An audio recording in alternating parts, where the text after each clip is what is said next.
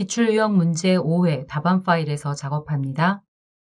문제 1번은 작업 준비 과정으로 1-1번을 보면 지시사항에 따라 데이터를 가져와 파워쿼리 편집기에서 데이터 편집을 수행하라고 제시되어 있습니다.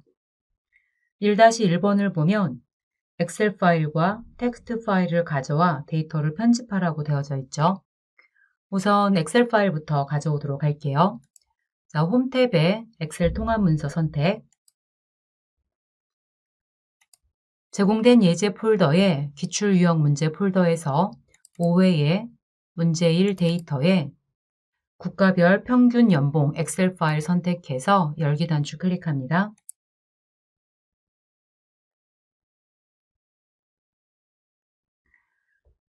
탐색창에서 가져올 대상 국가별 연평균 임금 체크 표시에서 선택해 주시고 그리고 데이터 변환 단추 클릭합니다.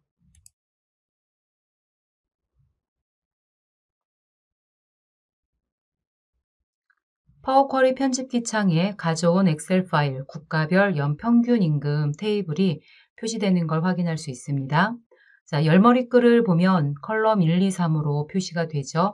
그래서 첫행 머리글로 사용을 이용을 해서 열머리글을 변경을 하고 그리고 1부터 시작되는 인덱스 번호를 추가하라고 되어져 있어요. 자, 우선 홈 탭에 첫 행을 머리글로 사용을 클릭해서 열머리글을 변환합니다.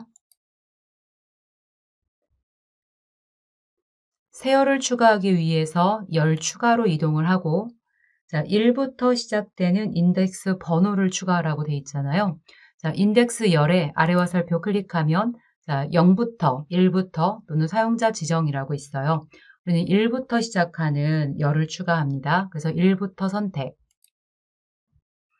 그래서 각 행마다 이렇게 넘버링이 표시가 되어지고 있고 열머리글은 더블 클릭해서 넘버로 변경합니다.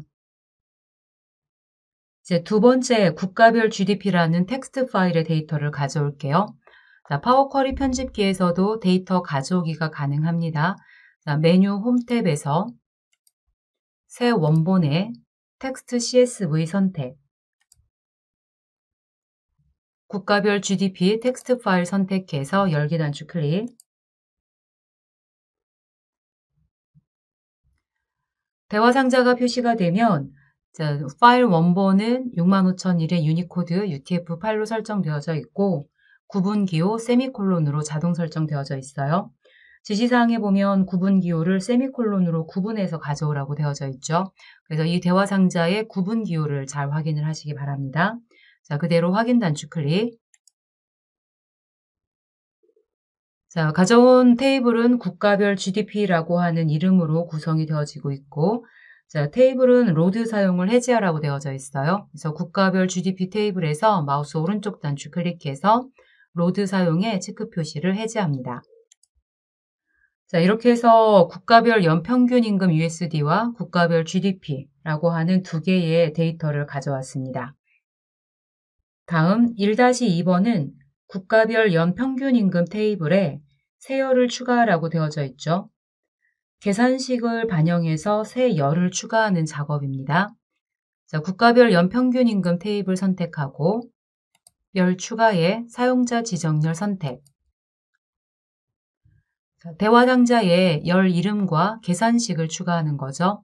그래서 새 열 이름에는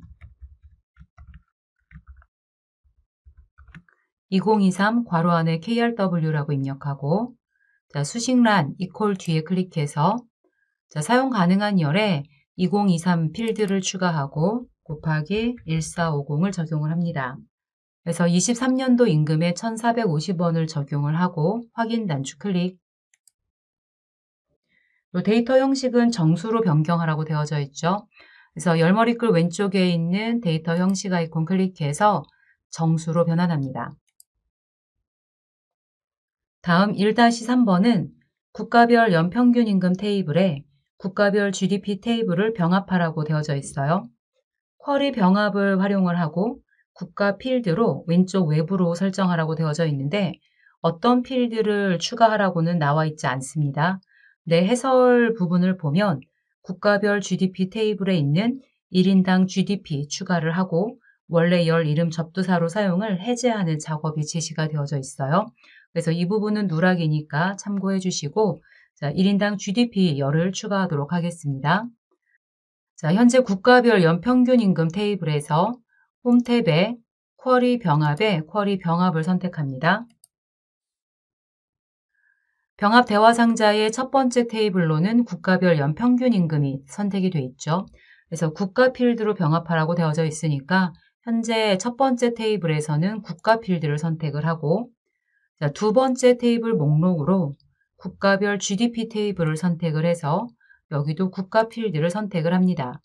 그래서 두 테이블에 국가 필드가 매칭되는 데이터를 찾아서 데이터를 반환을 하는 거죠. 그래서 조인 종류는 왼쪽 외부로 설정이 되어져 있고 그대로 확인 단추 클릭합니다. 자, 병합된 국가별 GDP라고 하는 열이 확인이 되면 오른쪽에 확장 아이콘을 클릭을 해서, 자, 모든 열 선택은 체크 표시 해제하고 1인당 GDP에 체크 표시. 그래서 1인당 GDP 열만 가져오도록 할 거고, 원래 열 이름을 접두사로 사용은 체크 표시 해제하고 확인 단추 클릭합니다. 문제 1-2번은 데이터를 편집하고 모델링하라고 제시되어져 있습니다. 2-1번에서는 파워쿼리 편집기에 근로소득 실수령액 테이블에서 합계와 그리고 빼기 기능을 활용을 해서 새 열을 추가하라고 되어져 있죠.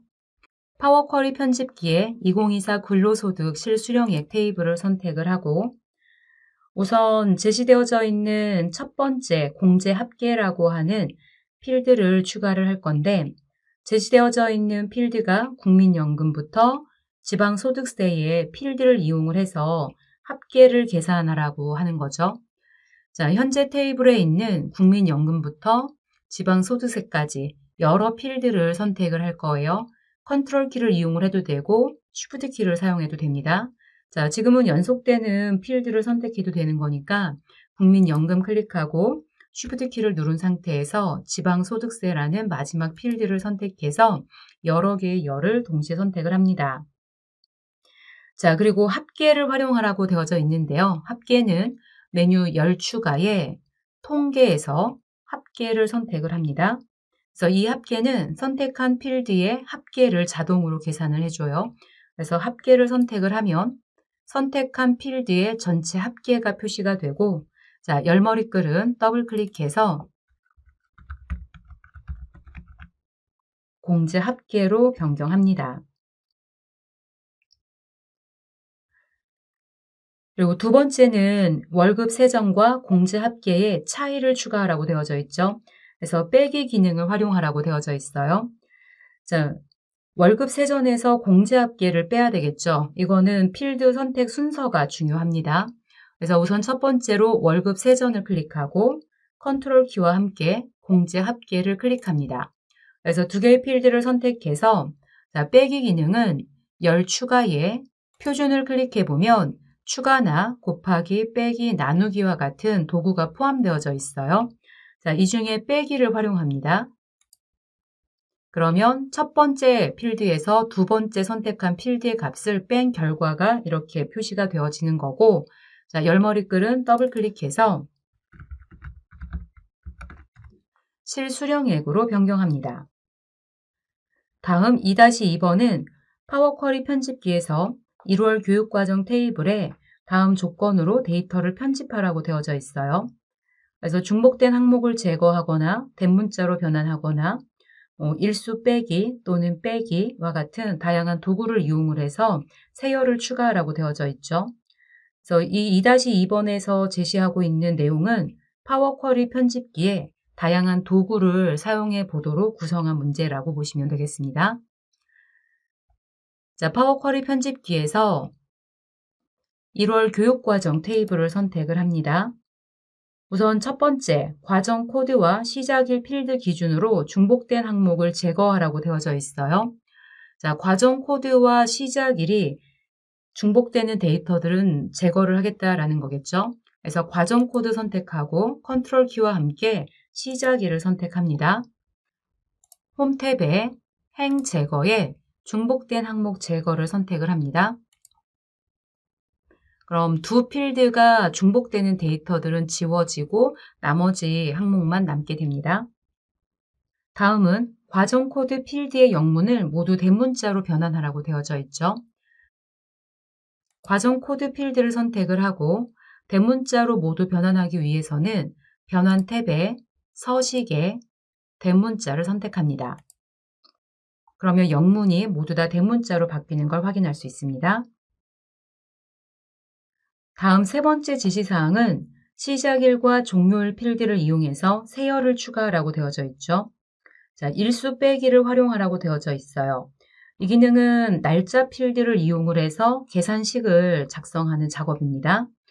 그래서 계산식은 종료일에서 시작일을 빼고 플러스 1을 하라고 되어져 있는데 일수 빼기 기능이라고 하는 도구는 날짜를 계산할 때 사용하는 도구이고 자, 이런 경우에는 종료일에서 시작일을 빼기 때문에 필드 선택이 중요합니다.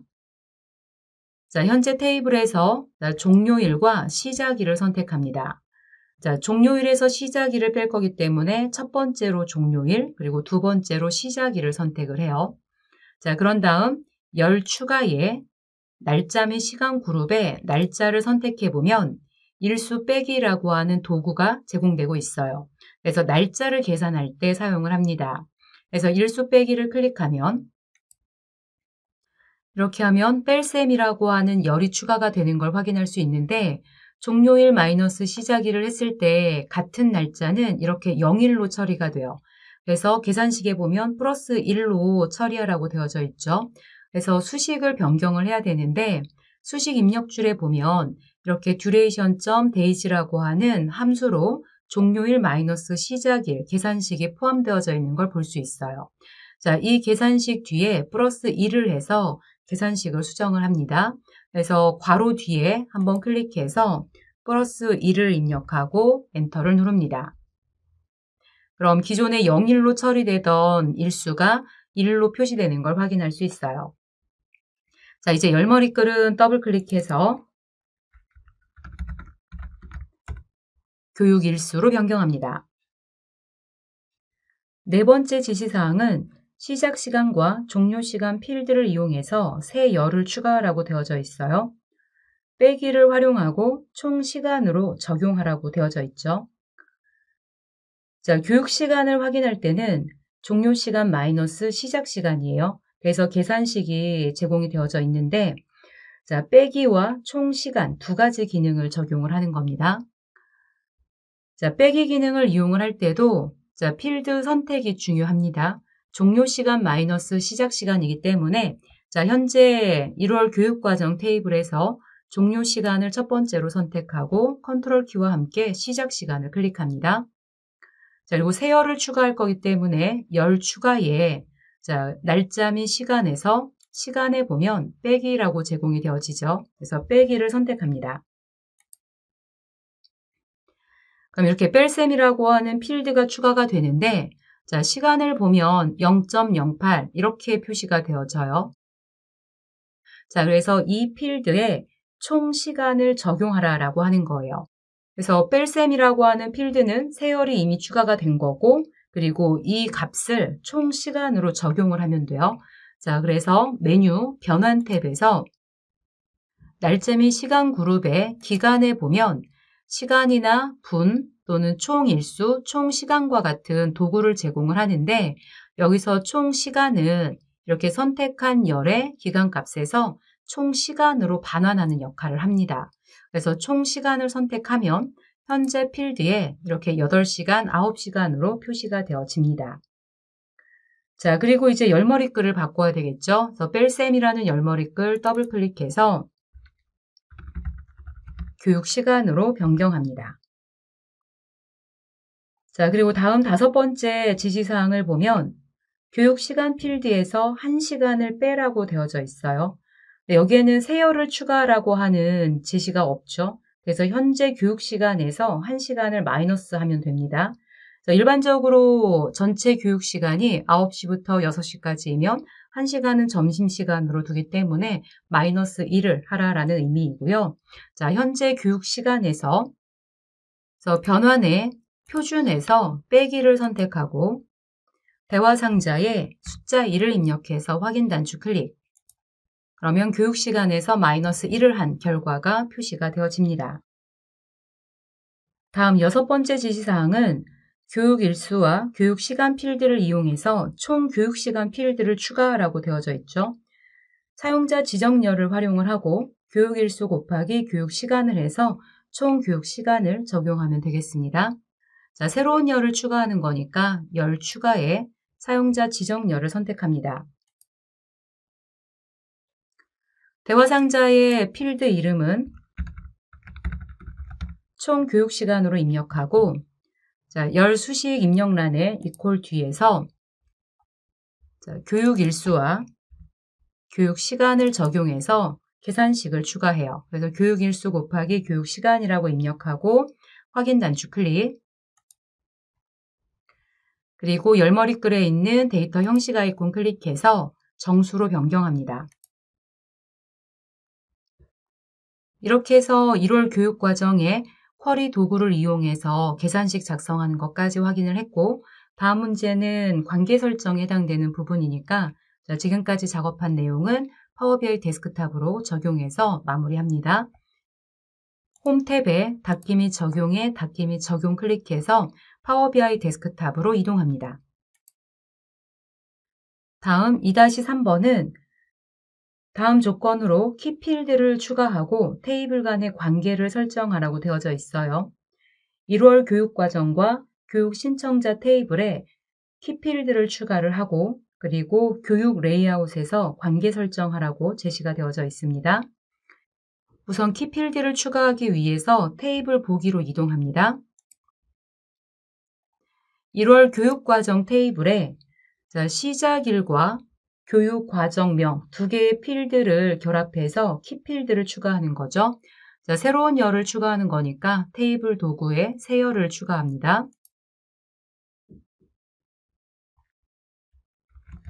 열 이름은 키로 입력을 하고 이퀄 뒤에서 포맷 함수와 앰퍼샌드 연산자를 사용을 하는데 결과를 보면 날짜를 연월일 구분기호 없이 사용을 하고 중간에 콜론을 붙였죠. 그리고 교육 과정명이 포함이 되어져 있습니다. 자, 우선 날짜 서식을 구분기호 없이 나열을 해야 되니까 포맷 함수를 이용을 해서 시작일 필드를 지정해서 컴마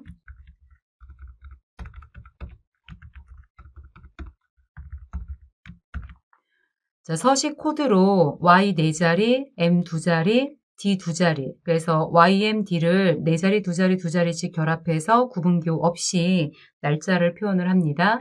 그리고 괄호 닫고, 자, 앰퍼샌드 지정해서 겹다운표 안에 콜론 지정해주고, 앰퍼샌드 다시 입력해서 대괄호 눌러서 교육 과정명을 지정합니다. 엔터. 그래서 이 수식은 시작일을 구분기호 없이 연월일로 반환을 하고 교육 과정명과 중간에 콜론으로 구분해서 이와 같이 키필드를 작성하는 수식입니다.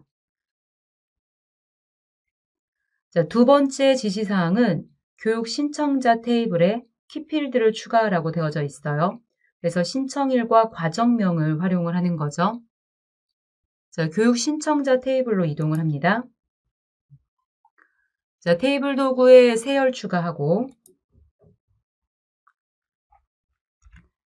열 이름은 키로 입력하고 이퀄 뒤에서 자, 마찬가지 신청일에 구분기호 없이 연월일만 반환을 합니다.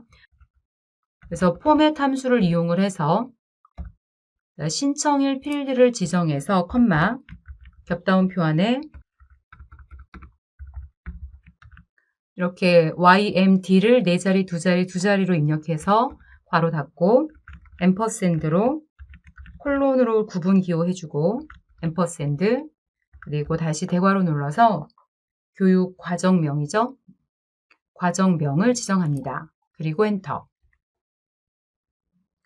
그래서 교육 신청자 테이블에 신청일과 과정명을 결합해서 이와 같이 키필드를 생성을 합니다. 다음 지시사항은 모델 보기의 교육에서 관계 설정을 하라고 되어져 있죠. 그래서 현재 작성된 키필드를 이용을 해서 일대 다의 관계 설정을 하라고 제시되어져 있습니다. 자, 모델 보기로 이동을 해서 자, 교육 레이아웃으로 이동합니다. 자, 현재 비어있는 레이아웃이고요. 자, 1월 교육과정과 그리고 교육 신청자 두 테이블을 추가를 해야 되겠죠. 그래서 1월 교육과정 테이블 드래그하고 교육 신청자 테이블을 드래그합니다. 지정된 테이블 이외에 다른 테이블들은 추가하지 마세요. 자, 이제 두 테이블의 키필드를 화면에 올려놓고 자, 한쪽에 있는 키필드를 다른 한쪽의 키필드 위에 드래그 앤 드롭 해서 관계를 구성을 하는데 자, 새 관계 대화 상자에 이렇게 키라고 하는 필드로 선택되어져 있는지 확인해 주시면 되겠고 카디널리티는 자동으로 1대 다 그리고 교차 필터 방향은 단일이죠. 싱글로 처리되어집니다. 그리고 이 관계를 활성으로 만들기가 체크가 되어져 있어야 사용 가능한 관계입니다. 자, 그대로 저장 단추 클릭해서 관계 설정을 마무리합니다. 문제 1-3번은 지시사항에 따라 계산식을 추가하라고 되어져 있습니다. 3-1번은 연차 테이블에 연차 일수를 반환하는 계산열을 추가하라고 되어져 있죠. 테이블 보기로 이동해서 연차 테이블을 선택합니다. 자, 해당 테이블에 연차 일수라는 계산열을 추가를 하는데 근속 연수가 8년 이상이면 20일, 4년 이상이면 16일, 1년 이상이면 15일을 반환하고 1년 미만이면 근속 개월수를 반환하라고 되어져 있어요. 그래서 근속 연수와 근속 개월수 두 개의 필드를 사용을 하고 if 함수를 사용하라고 제시되어져 있죠. 자, 테이블 도구에 세열을 추가하고 열 이름은 연차 일수로 입력하고 이퀄 뒤에서 if 함수 입력하고 자, 현재 테이블에 있는 근속 연수 지정에서 8보다 크거나 같다면 컴마 20일을 지정하고 컴마 다시 if 함수 지정해서 근속 연수가 4보다 크거나 같다면 16일을 지정하고 컴마 다시 if 함수 지정해서 근속 연수가 1보다 크거나 같다면 15일을 지정합니다. 자, 그렇지 않으면 그냥 근속 개월수를 반환하라고 되어져 있죠. 자, 컴마 입력해서 마지막 자, 그렇지 않으면 펄스 값으로 근속 개월수를 반환하는 거죠. 대괄호 입력해서 근속 개월수 지정하고 자, if 함수 사용한 것만큼 괄호를 닫아주면 되겠죠. 그래서 괄호 닫기 3개 입력하고 엔터. 그래서 연차 일수를 계산을 합니다. 다음 3-2번은 휴가 신청 내역 테이블에 연차 테이블에 연차 일수 정보를 추가하라고 되어져 있어요. 휴가 신청 내역 테이블을 선택을 하고 자, 현재 테이블에 연차 일수 필드의 정보를 가져오는데 related라는 함수를 사용하라고 되어져 있죠. 자, 연차와 휴가 신청 내역은 관계 설정이 되어져 있어요. 그래서 related 함수로 해당 테이블의 필드 값을 가져올 수 있습니다. 자, 테이블 도구에 세열 추가하고 열 이름은 연차 일수로 입력하고 이퀄 뒤에서 related 함수를 지정합니다. 관계 설정된 테이블에 필드가 표시가 되는데 키필드로 서로 관계 설정이 되어져 있고요. 이 중에 연차 일수를 선택해서 가져오면 되겠습니다. 그래서 related에 괄호 닫고 엔터. 그럼 사원별로 키값에 따른 연차 일수를 반환하는 결과를 확인할 수 있습니다. 다음 3-3번은 휴가 신청 내역 테이블에 자녀 연차를 반환하는 측정값을 추가하라고 되어져 있는데 현재 휴가 신청 내역 테이블에 연차 일수와 신청 일수를 이용을 해서 측정값을 작성하라고 되어져 있습니다. 그래서 사원별 연차 일수에서 신청 일수를 차감하라고 되어져 있는데 한 명의 사원이 여러 휴가 일자를 신청할 수 있습니다.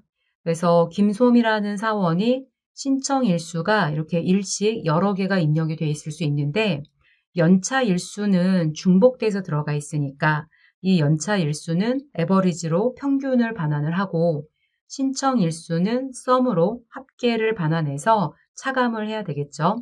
자, 이건 측정값으로 작성을 합니다. 그래서 현재 휴가 신청 내역 테이블에 테이블 도구에 새 측정값 추가, 측정값 이름은 자녀 연차로 입력을 하고 이퀄 뒤에서 우선 사원별 평균 연차 일수를 반환을 할게요. 에버리지 함수를 이용을 해서 연차 일수에 대한 평균을 반환을 하고 그리고 마이너스 썸 함수를 이용을 해서 신청 일수에 대한 합을 반환을 합니다. 그래서 연차 일수 평균에서 신청 일수 합을 차감을 하는 거죠. 이렇게 해서 자녀 연차를 계산하면 되겠습니다.